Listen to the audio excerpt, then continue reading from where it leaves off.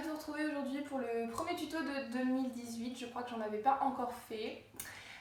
Du coup aujourd'hui je vous retrouve pour apprendre à faire un petit produit du quotidien qui m'aide beaucoup parce que depuis peu avec mon mec on s'est mis à faire du pain maison parce qu'on a acheté un Thermomix, bon, c'est un autre sujet, mais du coup maintenant on peut faire notre propre pain et en fait j'arrivais pas à le stocker et du coup à garder sans que ça sèche d'un jour à l'autre.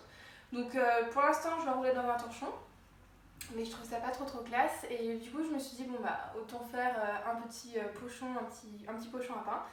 Donc c'est celui-ci et je vais vous apprendre donc à faire ça chez vous aujourd'hui avec ce tuto. Donc ce qui est cool c'est qu'il a un fond qui est matelassé, donc comme ça c'est assez épais pour le transporter d'une pièce à l'autre. Du coup en fait c'est tout simple, on met son pain que j'ai spécialement fait pour vous dedans et après avec les petites lanières on tire. C'est vraiment tout simple, c'est un peu comme un pochon de base. Donc voilà, comme ça, du jour au lendemain, il se conserve bien. Mais le petit truc en plus, c'est qu'il s'ouvre sur le dessus au lieu de s'ouvrir sur le côté. Comme ça, on peut voir tout de suite notre pain. Et en plus, en coupant dedans, toutes les liesses restent dedans avant de se couper par la fenêtre. Donc voilà, c'est le tuto du jour. Donc je suis ravie de vous le présenter et de vous retrouver pour des tutos. Je n'oublie pas qu'il faut absolument que je vous fasse une vidéo pour apprendre à faire un moulage d'un top Caraco. C'est la prochaine vidéo qui arrive, promis, celle-là je vais réussir enfin à la faire. Et puis sinon, pour vous donner un peu des nouvelles de mon projet pour ma marque de patron, donc ça avance bien. Là c'est vraiment toute la partie administrative, créer le packaging, créer le site web, me déclarer auprès des administrations, etc. Du coup, c'est pas la partie la plus funky, mais c'est ce qui va aussi me permettre de pouvoir vous présenter ça très rapidement et du coup avant l'été. Donc ça avance progressivement et puis de jour en jour, je prends toujours une heure pour avancer dessus. Donc vraiment, ça va émerger bientôt, j'ai confiance. Donc voilà, donc, je vous souhaite un bon visionnage et comme d'habitude, il y a le patronage qui sera mis en ligne sur le blog, sachant que c'est un rectangle avec du coton et un peu de corde. Donc il n'y a vraiment rien de sorcier. Et vous retrouverez donc un article en lien avec ce projet et où je vous en dis un petit peu plus sur mon projet à moi, donc de monter ma marque. Donc voilà, vous pouvez aller voir directement ça sur jolicarmin.fr. Je vous embrasse et je vous laisse avec le tuto. Tout d'abord, la liste du matériel. Une machine à coudre, une paire de ciseaux, un coupon de coton de 95 cm sur 75 cm, un rectangle de feutrine, une bobine de fil assortie à votre coupon, de la corde et quelques épingles. Étape numéro 1, le fond renforcé. Vous venez positionner à 2 cm du bord votre rectangle de feutrine qui mesure 19 cm sur 26. Puis vous venez également donner un petit coup de ciseau sur votre coupon à 2 cm du bord et vous déchirez tout le long. Voilà, vous venez repositionner votre rectangle, puis rabattre à l'intérieur les 2 cm de valeur de couture. Vous positionnez quelques épingles.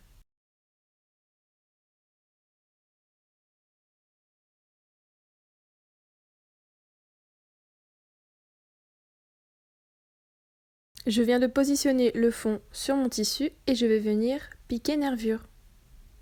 Puis faire des diagonales pour le matelassage. Donc piquer nervure, c'est-à-dire que je viens piquer à 0,2 mm du bord. Et pour que ce soit plus compréhensible, je vous ai fait un petit zoom. Étape numéro 2, le matelassage. Donc là, je vais vous donner une petite astuce, puisque moi, je n'ai pas de feutre à textile à la maison qui s'en vaut au lavage, et j'ai pas envie non plus de venir crayonner mon tissu. Du coup, je me suis munie de ma règle japonaise. C'est une règle qui est graduée de centimètre en centimètre, et la largeur totale est de 5 cm. Comme ça, je la positionne une première fois, je place une ou deux épingles, puis je la bouge dans le même axe, ainsi de suite sur tout mon coupon. Ainsi, le matelassage sera régulier. Voilà, vous pouvez voir en zoom, vous n'avez plus qu'à suivre les épingles lors de la piqûre. Bien sûr, on ne pique pas sur les épingles, on les enlève au fur et à mesure.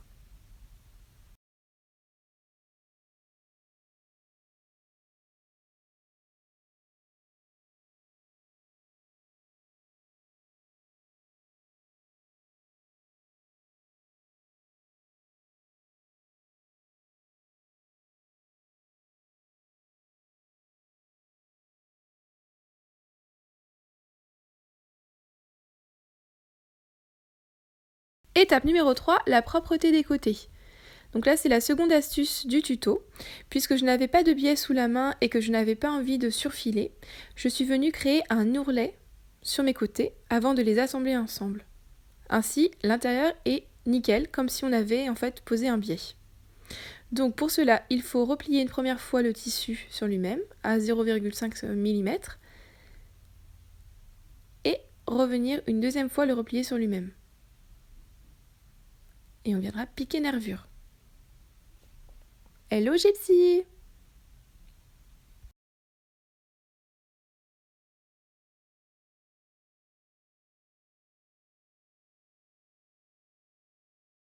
Étape numéro 4, assembler les côtés en enveloppe. Alors je vous avais déjà montré cette astuce sur un précédent tuto et je l'adore, puisqu'en fait ça vient créer un fond et c'est ultra facile. Il suffit de plier en deux son rectangle, puis de venir appuyer sur le milieu afin de créer un petit M. On place 2-3 épingles et il n'y a plus qu'à coudre sous la machine. Et vous allez voir le résultat une fois retourné, c'est super.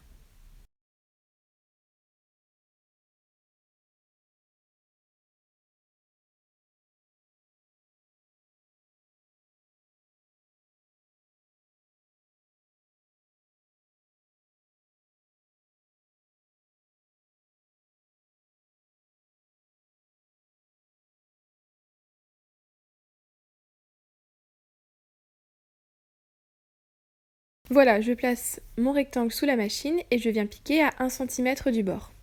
Je fais de même pour les deux côtés, mais attention, il y aura un côté, vous choisissez lequel, où il ne faudra pas venir piquer jusqu'en haut. Vous devrez laisser 2 à 3 cm libres. Et lorsque l'on retourne un petit peu le sac, on se rend compte que tout de suite, nous avons un coin avec du relief. Comme je vous le disais précédemment, n'oubliez pas, sur l'un des deux côtés, vous ne devez pas coudre jusqu'en haut. Vous marquez avec un point d'arrêt, aller-retour, votre piqûre, et vous laissez 2 à 3 cm libres. C'est ici que nous allons venir insérer notre cordon. Une fois que vous avez terminé ces deux coutures côté, vous retournez votre sac et vous vous rendez compte qu'avec nos deux enveloppes sur le côté, vous avez un fond à votre sac. Nous allons venir maintenant nous occuper du cordon.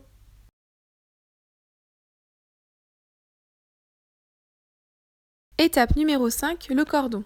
Donc comme nous avons fait précédemment, vous avez simplement à venir rabattre une première fois sur lui-même le tissu qui est en haut du sac sur 0,5 cm. Vous faites cela sur tout le tour. Puis vous venez une deuxième fois le rabattre sur lui-même. Comme ça, c'est aussi beau à l'intérieur qu'à l'extérieur. Et surtout, n'hésitez pas à vous servir de votre fer afin de marquer votre tissu, ce qui va faciliter votre couture. Puis nous viendrons piquer nervure. Une fois que c'est fait, munissez-vous de la corde, puis venez calculer exactement la longueur qu'il vous faut, comme je fais à l'écran. Donc surtout, n'oubliez pas de rajouter 15 à 20 cm.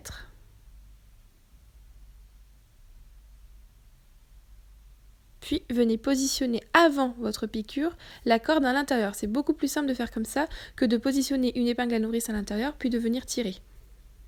Voilà, vous venez emprisonner votre corde et positionner quelques épingles pour qu'elles tiennent bien lors de la couture.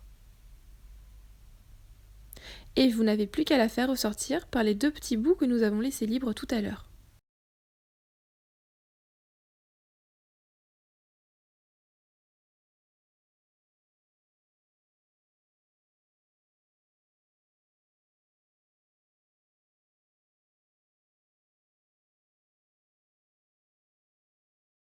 Voilà, avec le zoom, c'est toujours un petit peu plus parlant, donc on voit bien que la corde est prisonnière à l'intérieur de notre bande du haut.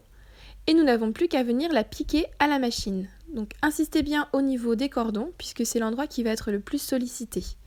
Nous venons piquer à 0,2 mm du bord, comme nous avons fait sur les côtés.